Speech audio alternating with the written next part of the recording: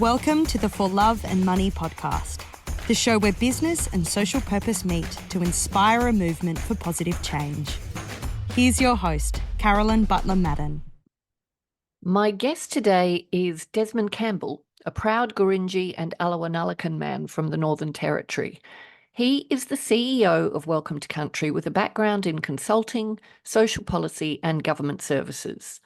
Desmond joined Welcome to Country to continue to build a platform that is First Nations-led and operated, contributing to economic independence of Aboriginal and Torres Strait Islander people, and by sharing the world's oldest continuous living cultures and languages by First Nations people on their terms and cultural integrity. Our interview starts with Desmond's own identity and the proud legacy of his family, which flows through his blood. It weaves through to his role at Welcome to Country, why this organisation exists and how it serves its stakeholders. And it ends with a powerful and emotional vision for the future. For those of us who believe we should be proud and fiercely protective of the oldest living civilization in the world, through this interview, Desmond opens a door which he invites us to walk through. Enjoy. Desmond, welcome to the For Love and Money podcast. Carolyn, thank you so much for having me. Good morning. I've been super excited about doing this interview. So yeah, I'm really looking forward to it. Before we do get started though, Carolyn, I was hoping I could just take a moment to do an intro in my own language. I like to do this before any sort of main big events and important events such as this. Please do. Thank you. So, Nikagan Alawa-Ngalakan Nika Kojok, Nikagan Gurindji Nika Janga, Guganini Desmond Nika CEO. Welcome to Country, Ken. So, Carolyn, what I just said there is I introduced myself on my mother's side, who is the Alawa-Ngalakan people, and my name there is actually Kojok. And they're the people of Southeast Arnhem Land in the Northern Territory. The main community there is Nuka, but my homeland is Wagiba. And so it's this beautiful country of big, mighty river, but also coastline as well. So we used to spend a lot of time growing up in Catherine in Northern Territory, going out to Nuka and Wagiba as kids on the weekends and for school holidays. And yes, it's very close to me and a part of who I am. And the second part of that intro was introducing my father's side, so the Gurindji mob of the Northern Territory, so southwest of Catherine.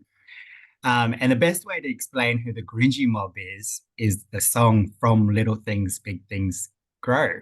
Everyone knows that that's a song sung by Paul Kelly and Kev Carmody. And this song is about Vincent Langiari, my great-great-grandfather on the Gurindji kingship. And my name there is Jangala. And this song, and we'll probably go into it a little bit later in the interview, I dare say, has really guided a lot of what I do. And why don't I just leave it there, because I reckon we'll go into it a little bit later and we'll save it for some of your questions maybe. I'm happy for you to keep going if you like, because why don't you just keep going with that for now? Yeah, no worries. So this, on my Gurindji side, learning that I had this connection through the song that I heard from when I was a little kid through primary school. You always sung it at school concerts, and you always had all these different Australian and international artists getting involved and singing this song, and it was always at community events. And I remember one day my father just casually saying, "That's your family they're singing about," you know, and because I always only paid attention really to the chorus. From little things, big things grow. And then he said, you listen to the words, all the words next time. And so I went away and listened, and I heard the story about it. And then I did connect, because by this time I was in high school, and although we didn't get such a great curriculum that taught us the true history of Australia, we did have a teacher that did go beyond the textbooks that they had to teach us and tell us more about our local history. So I heard about Vincent Langiari, and I knew he was from Gurindji, and I was Gurindji. And so I just started to connect these dots. And that's when I just started to ask more questions about my history and feel proud of it, not only with my dad, and about the Gurindji people. But my mum also with the Alawa-Ngalakan people. And I found out that my mum had an uncle that was awarded and I always get the name of the medal wrong because I've got so many medals, but the member of the British Empire medal by the Queen, who, Wow. gave served him this medal because he had done such great work in a few areas, but one area being in diagnosing leprosy in Aboriginal people throughout the Northern Territory when no one else was doing that or treating leprosy in Aboriginal people. Wow. And then he also became, a special member of Parliament and provided really important sort of direction in legislation. These are back in the early days when we were still fighting for that, inclusion. So yeah, that's why I do like to introduce myself, because I've got such great connections to legacies, both on my mum and my father's side. And for a part there, I felt like my parents didn't talk about that history because maybe it was not so accepted, but I'm so glad that, generations have picked it up again and feel proud about it and share that, our history, which is not only mine, but Australia's history. Thank you so much for sharing that, Desmond. To me, I love that you introduce yourself from your mother's side and then your father's side. And it shows respect to your history. And it tells a little bit about you, to the people you're introducing yourself to, not just this podcast, but I'm talking about the act of doing that, which I think is a beautiful way to introduce yourself in any scenario, because, mostly we tend to introduce ourselves as, I'm Carolyn from Sydney, whatever, and you don't bring in your history, and we don't exist in isolation, right? So to be able to share a little bit about that, and thank you. Yeah, that's amazing. Thank you for that.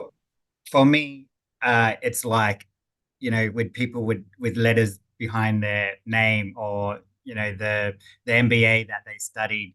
It's like my education history, because this stuff has been passed down. So it's really important to acknowledge that, because it's a part of my identity on who I am, and it's that continuous knowledge that's been shared down to generations. So it's really important that I keep that going, as well as my other family members. I think we can all learn from that, and recognizing and celebrating your identity is something that I think anchors us when we do it, and we just don't do it often enough. Yeah. So yeah, there's huge learning in that for all of us. So Desmond, I'm going to ask you the question I ask all my guests in the beginning, which is a question about love. And it's, when it comes to business or purpose in business, but when I say business, I'm talking about work, organizations, what people do to make a living. Is there a role for love? Look, it's such an easy question for me to answer, because as you could probably, and your listeners could probably tell by now, is I lead with emotion as much as I lead with strategic direction. And both worlds and both areas, I guess, have been important to me to develop who I am as a leader, and have been taught to me by two different worlds in a sense. So love is a part of my identity, as we've touched on in that intro. And when I'm working for an organization such as Welcome to Country, there's a trust there from the collaborators that list with us. There's a trust that I'm able to handle their businesses, because their businesses are made up of their culture and language. I'm able to sensitively manage that and be able to show that to the world on their behalf. And a lot of their blood, sweat, tears has come with love, and being able to develop that, and the love to be able to share that. They don't need to share their language and culture. But the decision there is to share it with the world to make the world a better place. Mm. And for me to have a platform where we can channel that through really builds on who I am as a person and, who I want to be in connecting with other Australians and the world. So 100%, there is a purpose for love to be in business. There is a role for love to be in our business. And I feel like if there was more of love in business, the world would be a lot better place, I think. Wouldn't it? Wouldn't it? Imagine, Absolutely. the innovation it would inspire, the energy, so much of what we need today can be inspired by love. And instead, we've still got the old default factory settings, which I think were made for factories, the industrial age, when people just needed to show up and do stuff. And I can see where they want to strip the emotion out of that. But today we need so much more. So, yeah. And time again, since I've been in this role in just over a year now, whether it's been in this role or other leadership roles or even relationships, I can think of moments where I've been told or given advice not to lead so much with emotion. And I remember this was the most recent time this was actually told to me late last year when we were going through a major sort of restructure of Welcome to Country. And there was a period of negotiation through representatives of funders. And there was a moment where it was pointed out as a piece of advice where maybe I shouldn't lead so much with emotion. And I remember reflecting on that later on, going away and having a think about it because, I had been told this once or twice before.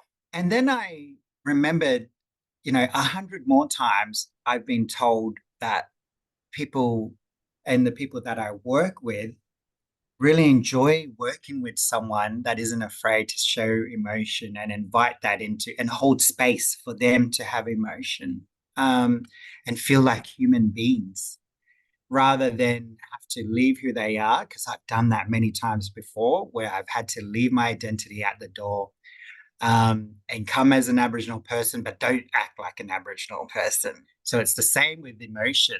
Of course, there's a time and place, but also if you just invite that into the space, people are going to feel a bit more like human beings and be themselves at work, I think. And to me, and even with being a marketing platform, we get told this all the time, that people tend to buy when they feel some emotion, when they feel some 100%. Connection. Yes. So It makes sense. Yes. And the opposite view, it's just legacy from a previous system, right? And, the people who are of that view, that's what they have succeeded on to date. But the world is changing and people's needs are really coming to the surface. So that's right. I say out with that. out with that in. Yes, absolutely. And as you say, there's a time and place, right? But that's right. People will connect. I have not seen a time when someone has shown emotion, a leader, and people have not connected with that. 100%. Whether it is sad emotion or, hopeful or happy and joyful, like genuine. People connect with that. And when you connect people, you and I both know, what that means. I agree. Trust is at the core, right? So we could just keep going with this, but I know. I would like to introduce our listeners to Desmond Campbell. So can you share a little about you and your background and what's brought you here today to being CEO of Welcome to Country? Yeah, absolutely. And, in that intro, I introduced who I am first and foremost, and a Alawa-Ngalakan and Gurindji person of the Northern Territory. But I am also the youngest of 14 children. And I grew up in the Northern Territory. I was born actually in Darwin on Larrakia country because my family was living there at the time. But we quickly moved down 6 months later to Catherine just because it was kind of the hub of where my father's work was. He was always working on uh, different jobs on cattle stations and along the train line. But by that time, he started to enter in, um, or he was already a part of working for the Aboriginal Legal Aid Service in the Northern Territory, and eventually worked himself up to be the director of the Catherine Legal Aid Service. And my mum has such an important role. Was the one where I feel like guided us who we are as the emotional sort of beings we are, and worked in such important roles, whether it be through trying to uh, get involved in the school and providing us with the opportunity to have her presence there, not only us as her own children, but our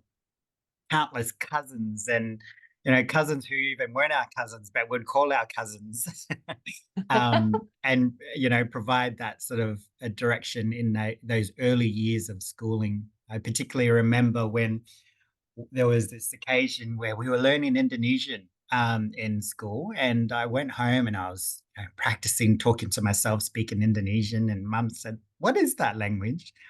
And I told her, "Oh, we're learning Indonesian." And she had come in and she thought, "Oh," because there was a big moment in our childhood, and I touched on this in the intro, where my parents were, I felt, on reflection, were quite hesitant to talk about history and language and culture because of the past policies that would be applied if they were caught doing that.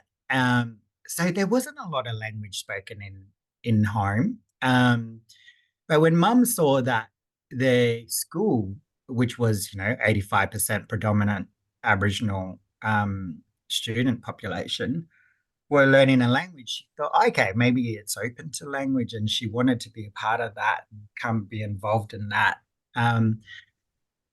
But yeah, I look back on it and remember thinking the school just didn't support her to be involved in that, unfortunately. So I had to find other ways of being able to connect in with my language and culture through my family or through That's family that would, crazy. Sorry, can I just say that's crazy? That is yeah, crazy. Learning Indian. Oh my God. yeah, yeah. Um, so definitely looking back, it was such missed opportunities there. And even, Mm. I touched on being in high school and not even learning the real history of our local areas, let alone the whole of Australia history. And, going to high school and learning about history, learning about the so-called wars that, uh, learning about wars that didn't happen in Australia, but not officially having those in our curriculum. And remember thinking and hearing about a massacre from my mum's country that wasn't that long ago, and still survivors of this massacre that would tell us um, about it. And then the school teachers knowing about it, but we weren't allowed to officially learn or talk about it and have class discussions about it. So from those early stages, you were just really taught to just keep your culture and language where it needs to be, and don't bring it into these spaces. And How did um, that make you feel, Desmond? oh, it really made me feel like a secondhand citizen, and that I wasn't acknowledged, or there was no importance of who I was to our society, to our history, and who where Australia was going in the future. We hear there's such a disconnect when we talk about Australia on the world stage to how Australia can be and was when I'm thinking back to the past. Um, uh, on the ground and local, and we see that time and time again in different ways. But this is where I got my strength from, I guess, of my identity, and kept building up and thinking, because for a moment there, I almost almost was convinced I came from nothing Hmm. because no one spoke about the greatness that I did come from and the legacy that flows through my identity, my language, my culture, my blood. So as soon as I got a little hint of, you know, who my mob were from Gurindji's side, who my mob were from Alawa-Ngalakan's side, I started to ask more and more questions. And you're talking to older Aboriginal generations about their history because it could be quite sensitive and traumatizing for them to relive and bring things up. Um, so I really was responsible in how I would choose my moments and the questions I would ask. And I not only would do that with my parents, but like I said, when our household always had extra people, family of family and On staying. top So of 14 kids. yeah, yeah, that's right.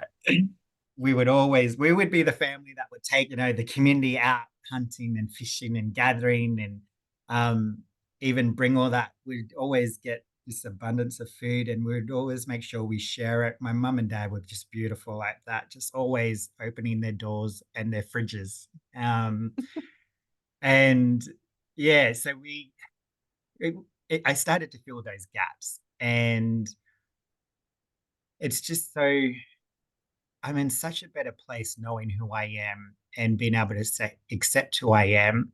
And then I feel like that flows through everything I do. And there's a ripple effect on even non-Indigenous people that I tell my story about. You just have to find that connection. Like I said, from little things, big things grow. Everyone knows that song. Everyone loves that song. But as soon as you talk about, well, listen to the words of that song and the story behind it about Vincent Lingiari leading the Wave Hill walk off, leaving a protest to get back his land that was stolen, and eventually, achieving that and giving that self determination to the Gurindji people to be able to manage their land and decide what they want to do on their land.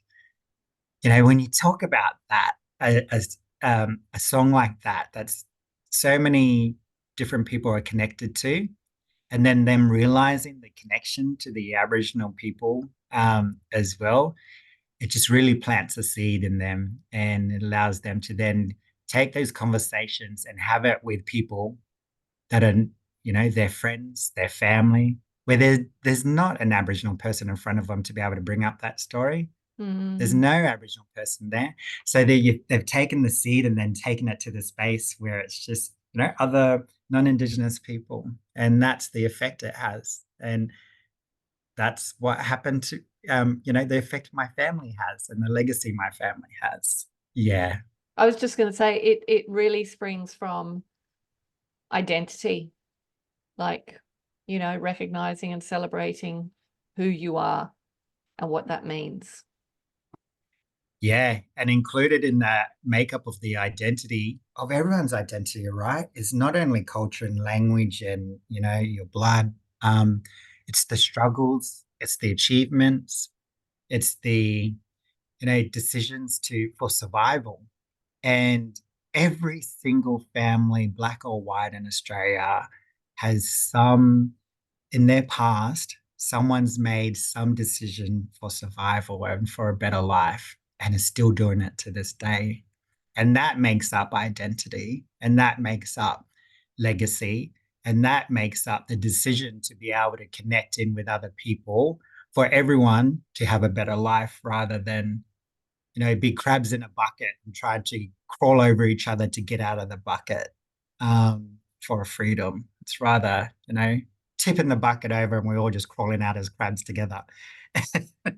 Yeah, and it seems to me it's also about suspending judgment, because it's like if you think about, the people who came to Australia and did what they did, if you look at that through the lens of survival, it might not, well, clearly it wasn't something that, you can talk about in a positive way, but it's having that recognition. Like, I think a lot of people don't want to, they don't want to acknowledge that. They don't want to acknowledge the bad story, the wrong story in their minds. And until we do, you just can't move forward.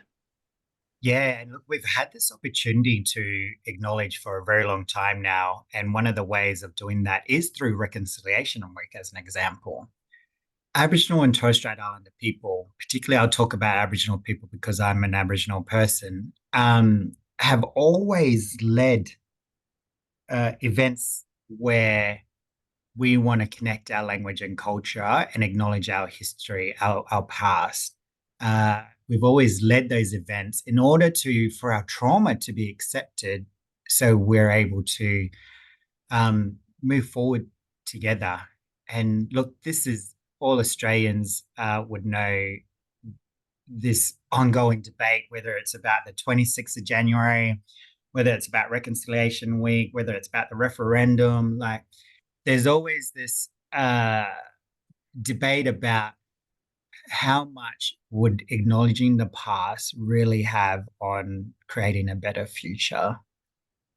And the way I always talk about it is, if someone can come from such a traumatized past where every person across generations have been affected in some form or another with horrific trauma, but yet they're extending their hand out and saying, hey, listen to my story because you're not going to read it in the books, but listen and, acknowledge it, and then let's walk together.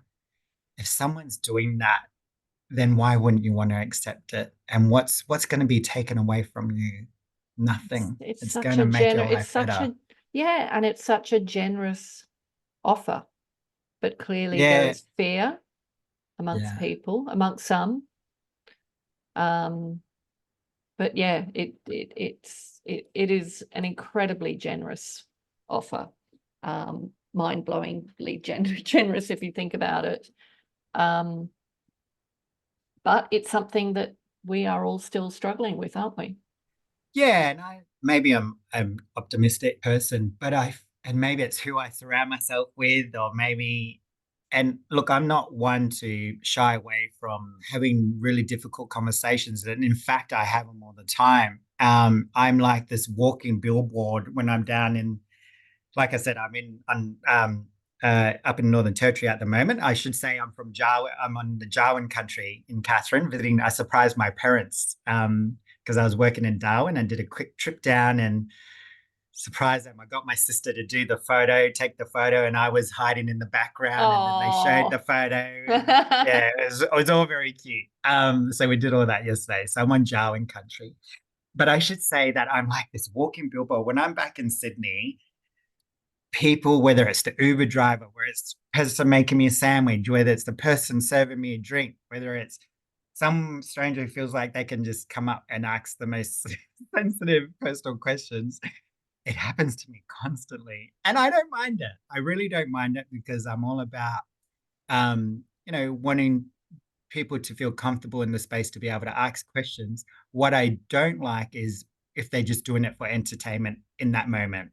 And if they don't learn anything from the conversation, and if they don't take away something and, take it to their inner circles, then it's a waste of my energy and my time. And when I do enter into those conversations, I say, I will have this conversation with you, but you have to promise me that you're going to go away and you're going to reflect on this conversation and do something with it, because I'm not here in this moment just to entertain you and kill time, because it takes my energy away. Yeah. Just last week, I was at the pub with a mate. We went to the Tourism Australia conference, and I hadn't seen him for a year, and he's a really good mate of mine. He's a tour guide. So we went for a drink and we're just yarning, having a conversation in Sydney. And two different times within, half an hour to an hour, I had two different people coming up, and I've never met before. And one wanted to talk about the referendum. And so we had this huge discussion about the referendum, and, he particularly wanted to focus on Alice Springs and, talking about the youth crime in Alice Springs. And then it led into where it started, where it ended was totally different places, because where it started was like he had the opinion of ScoMo being the best prime minister for Aboriginal people. And I said, oh, what Aboriginal person told you that? Touche. He said, well, actually, you're the second Aboriginal person I've met. There you go.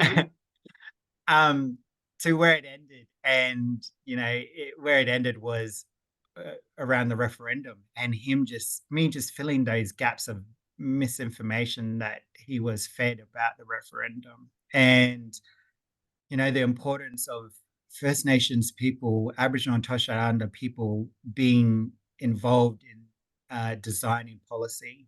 And so he walked away from that knowing a bit more, and I could tell in his body language and the discussion that there had been a shift there. The second one was another random person came up to me and said, I've dated 2 Aboriginal people and their families don't like me. What's their problem? And I was like, what the hell? I have no idea.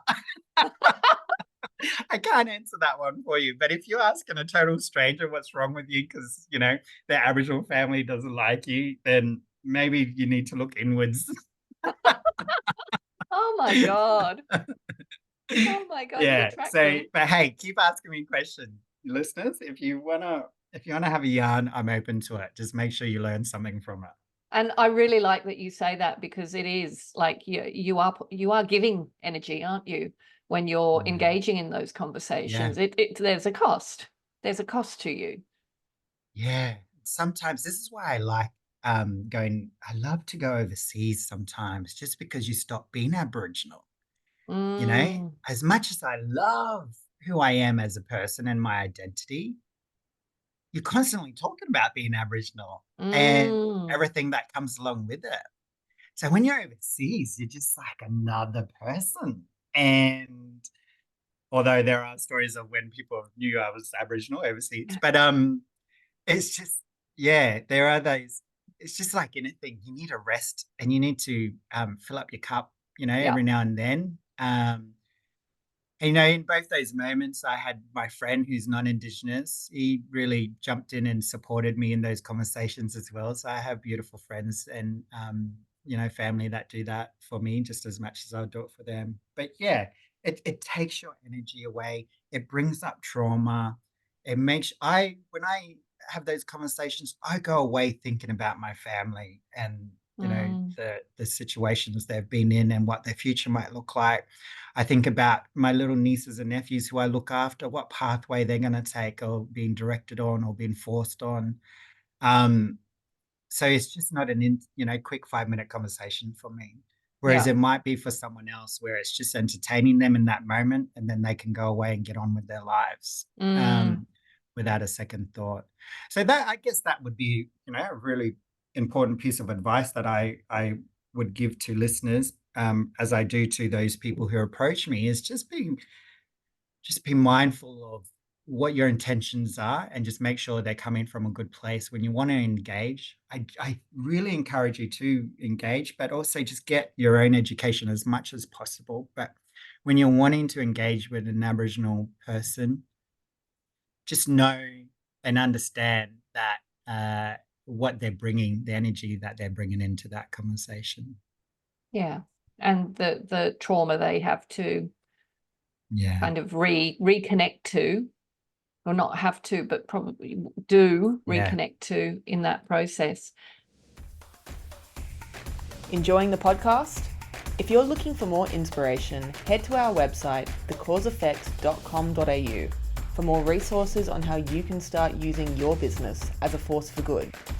Or buy the For Love and Money book. Every copy sold allows us to protect 1 square metre of rainforest. Help us save 10,000 square metres by 2025. Desmond, we are going to get to Welcome to Country, and I'm going to ask you to share with our listeners, what it's all about. But before we do, you and I had a conversation before this about, and we did talk about the referendum on The Voice, and you shared I know a lot of listeners who were emotionally invested in yes, and were devastated with the result as well. But you shared an optimistic outlook, which I think helps everybody move forward from another traumatizing event, right? Another traumatizing event for Aboriginal people especially. But can you share that with our listeners? Yeah. So, for those who don't know who we are at Welcome to Country, of course, Welcome to Country is a historic cultural practice that happens when, one Aboriginal person is going on to another Aboriginal or Torres Strait Islander person's country, and you're welcoming them onto your country. Similar to with acknowledgement of country, often done by a non-Indigenous person or done by an Aboriginal or Torres Strait Islander person not from that country, you would acknowledge that you're on other country. Just as I am currently on Jarwan country in Katherine, Northern Territory, I ensure that I acknowledge in my meetings that I'm from another country. But Welcome to Country is taking that and as the title because we work with collaborators both in experiences, so tourism operators, as well as suppliers of products, all majority being First Nations all around Australia. So they come from all these many different countries. So it's a play on from, our cultural practices, bringing it into modern day where we're able to connect our culture to non-Indigenous consumers and partners and, a platform to be able to deliver that language and culture. But our purpose at Welcome to Country is to support greater economic independence for First Nations entrepreneurs who have their businesses in tourism, products, in retail, where they're able to deliver that, they're able to share that. So sharing their language and culture with the world, but on their terms. So they're able to, through developing products from homeware, giftware, fashion, stuff for pet, anything you can think of.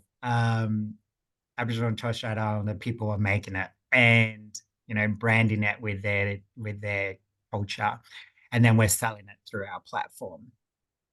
And then with the tourism side of the model, it's what we call our experiences, our collaborators and experiences. So we have all around Australia where Aboriginal and Torres Strait Islander people are often finding barriers to employment, unnecessary, I should say, barriers to employment that society has put in place. They're able to take their culture and language and create a business from it. And through sharing that, are able to share it on their terms and build economic independence by sharing it. And then at the same time, they're employing other Aboriginal and Torres Strait Islander people that are also finding it difficult to find employment opportunities. So we're a marketing and tech platform that's able to connect these small businesses to the world. We're a non-for-profit social enterprise, so we like to channel that money back into community and into these small businesses, with the vision to see more prosperous First Nations communities. So we want to see that built and support that growth of wealth for Aboriginal and Torres Strait Islander people to access, because we see that as a key to unlocking a lot of the disparity, a lot of the barriers that often our communities face, whether it be, in the metro urban communities, right through the very, very remote communities. These are spaces that creates opportunities, and it doesn't matter where you live, you're able to be able to participate and be involved. So as a social enterprise, not-for-profit, we channeled $1.3 million back to our operators and suppliers in the last financial year. We're only a very small. Welcome to Country has been operating since 2019. So you have to remember what happened in that period. Uh, with the bushfires and COVID, like it feels so old to talk about now, but it's a part of our history. And launching during that period was such a difficult time, but we managed to get through it, and we're still going now. And we now have around 200, just over 200 businesses that list with us, and we're supporting to connect them with customers, consumers, with corporate, with all these people who are taking that step to step out of their comfort zone and be connected to culture and language. We're a small team. We're based in Sydney at the moment. We've just recently moved locations. We're so excited, and I'll have to let your listeners know we're going to have this open day to celebrate where we've moved into this new location in Glebe. We're co-located with Tranby Aboriginal Co-op. They're this amazing Aboriginal education institution that's been around for 60 years, and that's been a part of our national history and civil rights movements and just general movements connecting Aboriginal and Torres Strait Islander people with non-Indigenous people. They should probably be one of your people you should interview in the future. But we're co-located with them, and we're just culturally activating this space, this beautiful little boutique campus that they have in Glebe. And they've got this beautiful facilities and amazing space where we're going to work together and collaborate to bring our First Nations operators, our cultural educators and consultants, bring them into that space and connect them with schools and connect them with corporates and government workers and non-for-profit workers. They can come there and just be immersed in culture and be able to spend more than 4 hours doing an online module rather than be directly connected face-to-face to language and culture, participating in workshops. And then, of course, we've set up this shop. It's kind of, I call it like the gift shop of the, in the museums, where they go through all the facilities and do the workshops. And then at the end, there just happens to be a shop that we've set up. Brilliant. with all our products of our suppliers. And it just looks beautiful. It really, everyone loves it. This is our third week we've been there, and my staff, the Tranby staff and the community, everyone just loves that we have this collaboration going on with this amazing institution that's been around, like I said, for 60 years and just gathered all this amazing archives of history that you won't find in any other library. So yeah, keep an eye out for our open day. When is the open day? Oh, you haven't got a date yet? Working on that. Yeah. Do you know what month you're aiming for? I will make sure I promote it far and wide and send you the dates as well. So let us know, and we will, when you do confirm the dates, we'll add a link into the show notes so people can find it. But yeah, can they visit the space? Is the space open to people to visit anyway? Yeah, or will it be? Yeah, look, absolutely. So the shop is going to be open, and Tranby is I'm sure they would love for people to come visit through, but maybe give them the heads up that you're on your way. But the shop is always open, and we're able to, on the first day that we opened the shop, we were moving in the same week. So it was a crazy week. We're moving there. We had to get the shop up because we had 80 teachers coming in one day, and we thought, I know teachers, they buy stuff, and we got a good collection of books in our little library in our shop, and so we opened it up, and across that day and the next day we had sales of almost $3,000, and that was $3,000 that gets channeled back to our suppliers that we wouldn't have made otherwise.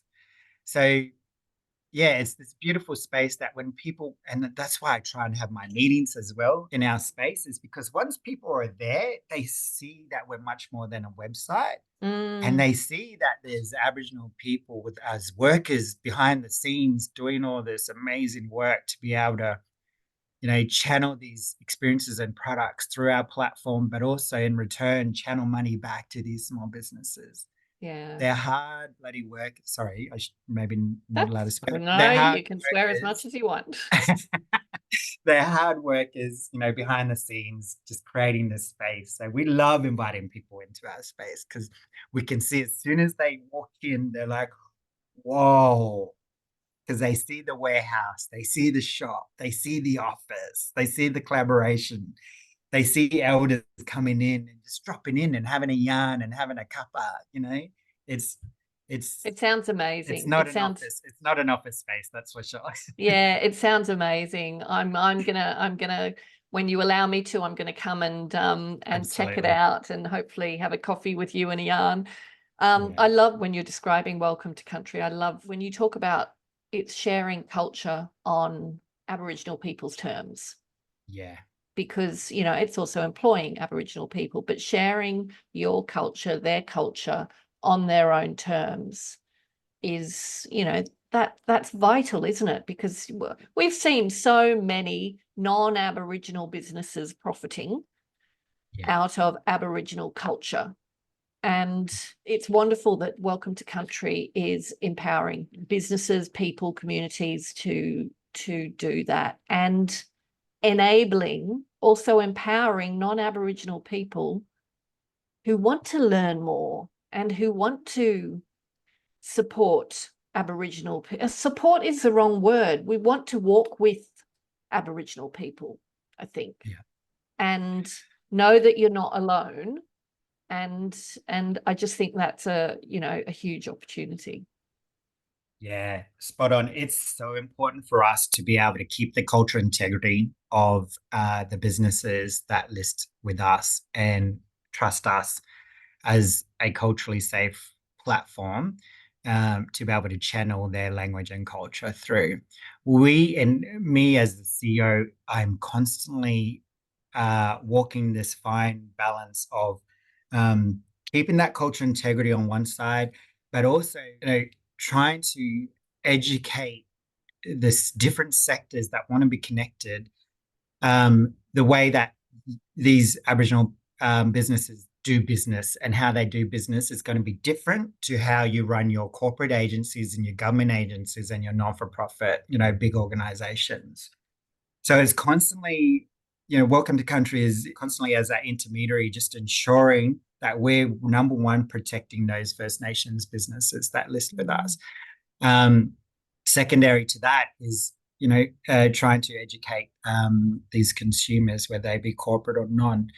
And we could so easily slip into that, fake Aboriginal art corner store souvenir shop that we see everywhere, especially in Sydney, and, the fake products that come along with that. But we're so focused to not be that. And I remember going through Paddy's Markets the other day, trying to find a Mardi Gras outfit and just seeing all the fake souvenir Aboriginal art all through there, and just having to walk past that, knowing that, wow, like I work with a team that is just so proud of what we do by providing authentic, genuine, culture and language, and then I have to still put up with this crap. And this is where, as allies, we can be supported. Allies can support us by having those conversations with government, with your local, members of parliament, with your local councils, to try and stomp out that crap, because it's diluting the oldest living, practicing culture and languages in the world. And the last thing we want is for it to be diluted and fake, because once we've lost it, we've lost it.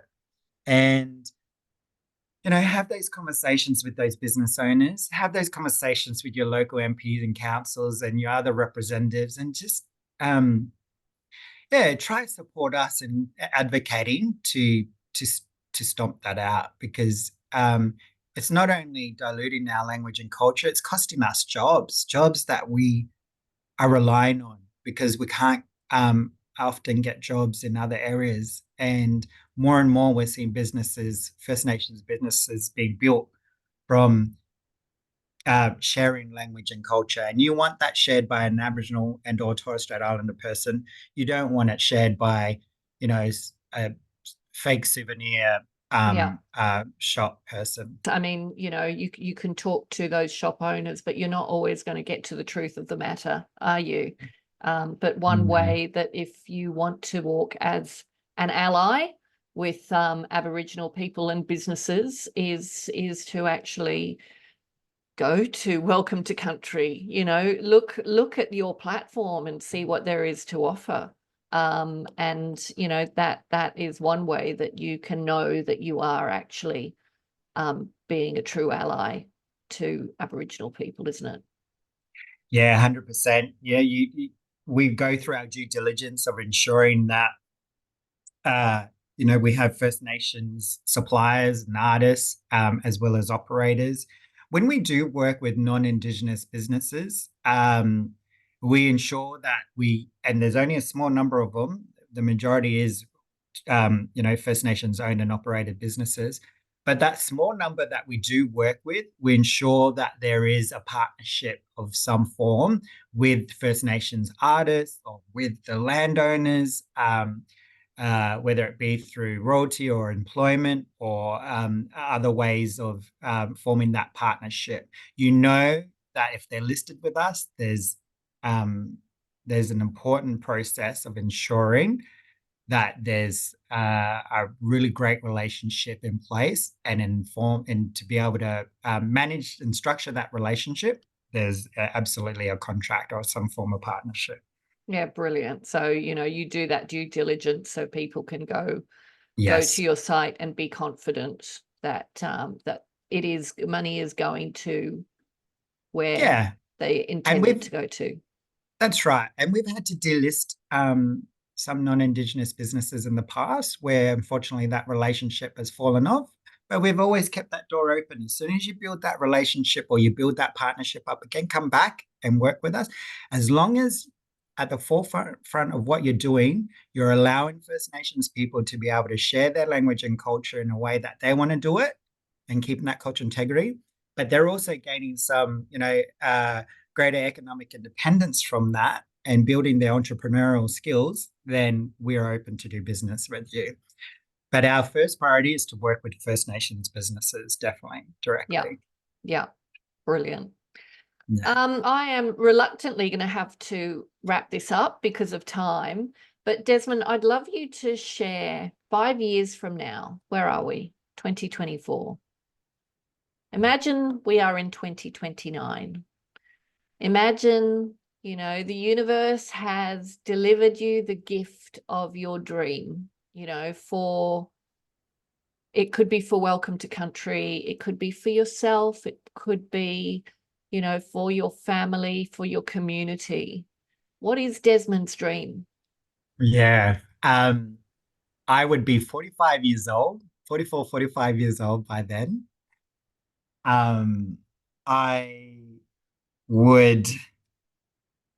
I'll start personal and then go up from there. I would hopefully have a little Desmond or a little boy or girl running around by then. I don't know if I would still be with Welcome to Country, because I want to be able to create it and be in a space where it's independent from the support of funders, and it's practicing what we preach and, developing that economic independence. So I'd want to grow it to that, because at the moment, although we're on a pathway to financially being viable and independent, we still rely on some support from time to time from funders. So I want to grow it to be a platform that is really leading nationally and, internationally, sharing our language and culture. But I want to pass that on to someone else to put their spin on it and continue to grow it. And I want to be able to be in a space of creating opportunities still, but just not sure where, but being a founder of something and just showing my family and my, the young ones in my family that this is who we are. We come from the greatest leaders our country has ever seen, not spoken about, but by 29 they will be spoken about, and they will be written in our history books, and their names will be known. Their streets will be named after them. Football stadiums will be named after them. Government meeting rooms will be even named after them. Scholarships will be delivered under their names and shared under their names. So it'll be a world where I don't have to go to a pub and have ridiculous questions about why, ex girlfriends and boyfriends, family members don't like someone. So like anyone, I just wish for a better world, I guess. And it's, it might sound so simple, but I reckon we're on our way, and we've come from such a hard, place where we often think it's not a better world, but I really feel like we're on a path to getting there. And I really feel like the more we teach young generations and share with young generations the real world and what it could be, the more that change is going to happen. So I'd love for Welcome to Country to be independent and being able to build up to, I want to change that 1.3 million channel back to those small businesses to 5 million, actually. That's a real KPI of mine, to 5 years to 5 million in 5 years. But I also want to be a founder of something where I'm just being able to connect people to opportunities and build on who they are as individuals and feel proud of that as well. I love that. I love that. You got me emotional with that dream. Thank you, Desmond, so much for taking the time to be here, for sharing your story and some of your stories and your hopes, and telling us about Welcome to Country.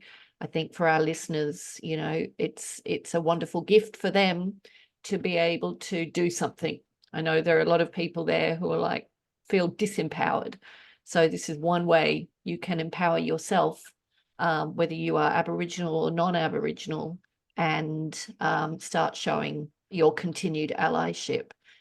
So thank you. And I'm going to give the last word to you, and I'm going to ask you to close the show with any last thoughts, call outs, anything you'd like to say.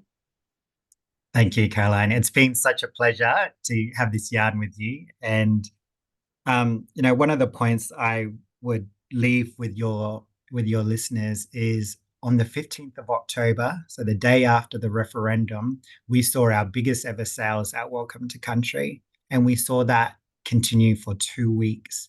That told me it was something we just weren't prepared for, or, we didn't anticipate would happen. But what that told me and my team was that there was about 6 or so million people that may have voted yes, and the referendum didn't go through, but they wanted to show their support in other ways. So they came to platforms such as Welcome to Country and showed their support by buying products, by experiencing the experiences going on, these cultural experiences, to show their support in supporting greater economic independence of these First Nations businesses. So we need your listeners to continue to do that. A lot of the Australian public are kind of in limbo and not sure what to do after the referendum. This is what you can do. You can support these small businesses to continue creating jobs for their mob and sharing their language and culture, which you're a part of. All Australians are a part of this language and culture, the oldest living continuous culture in the world. That's so crazy. We have it here at our doorstep, and you're supporting the continuing of that. So I'll leave leave your listeners with that call to action. And I'll say goodbye in my own language, which is Mama Kama Bobo. Thank you.